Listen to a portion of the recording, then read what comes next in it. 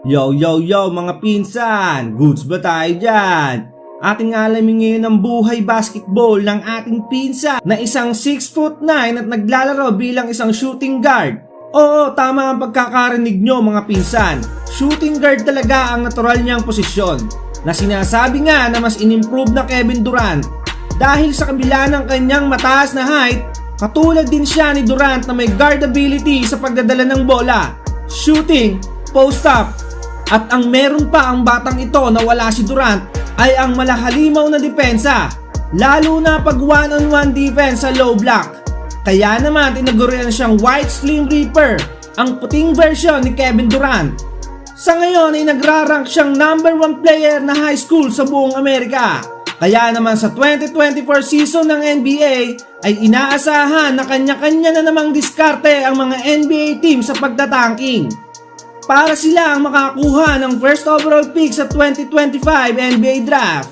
Dahil ito nga ang taon kung saan eligible na magpa-draft ang young alien na si Cooper Flag.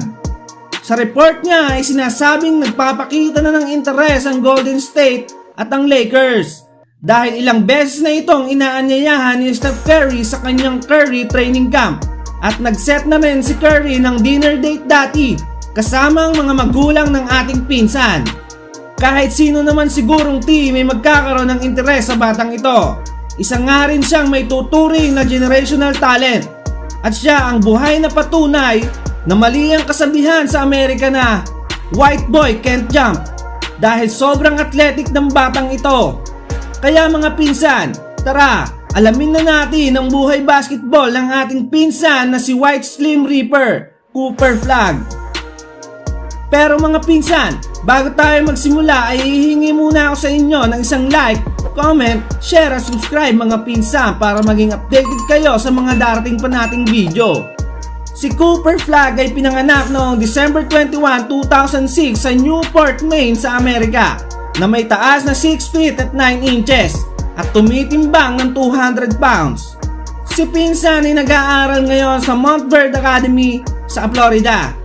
Pero ang una niyang school na pinasukan sa high school ay ang Nokomis Regional High School sa Newport, Maine, kung saan nga siya ang kauna-unahan sa kasaysayan na ang isang freshman ang parangalan ng Maine Gatorade Player of the Year, kung saan nga ay nag-average siya ng 20.5 points, 10 rebounds, 6.2 assists, 3.7 steals at 3.7 blocks per game.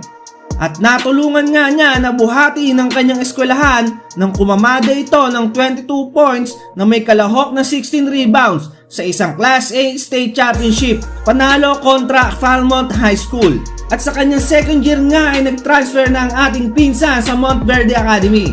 Pero bago muna nga siya maglaro sa bago niyang eskwelahan ay naglaro muna ito sa Nike Elite Youth Basketball League o EYBL para sa Florida Eagles. Sa kompetisyon ngang ito ay nanalo siyang 2023 Hoop Hall Classic matapos itong kumalabaw ng 21 points, 5 rebounds, 5 steals at 3 assists sa final game. Sa EYBL nga ay nag-average siya ng 25.4 points, 13 rebounds, 5.7 assists at 6.9 blocks. Grabing stats yan. Talagang masasabing maganda ang future ng batang ito sa mga numerong pinapakita niya. Kaya naman ilang taon pa bago siya magkolehiyo ay marami ng sikat na school sa NCAA Division 1 ang talagang porsigido sa kanya. Biruin nyo, nung nasa 8th grade pa lamang siya ay may offer na agad ang Bryant University sa kanya ng isang full scholarship papasok sa kolehiyo.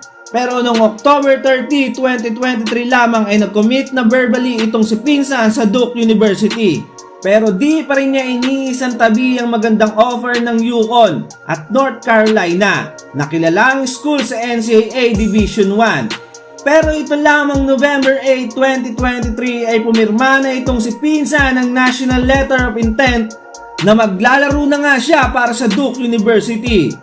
Ilang taon na nga lang ay mataas na ang posibilidad na makikita na rin natin siya sa NBA at malalaman na rin natin na kung siya na nga ba ang kauna-unahang white boy na magdodomina sa liga.